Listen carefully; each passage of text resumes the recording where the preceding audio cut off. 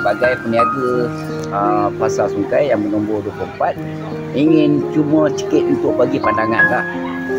Sepatutnya macam tandas dengan dalam pasar ni diperbaiki elok lagi pada perbaiki dalam tandas sebab dalam pasar sebab longkangnya pecah.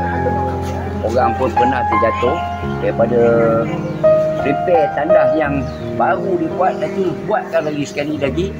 Benda ni rasa saya tak ada faedah lah.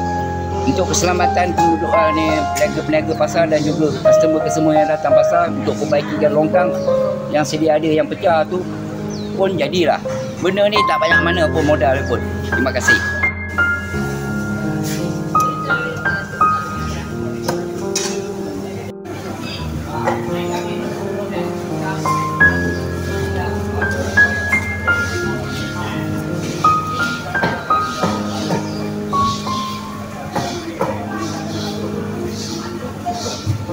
நல்ல விஷயம்.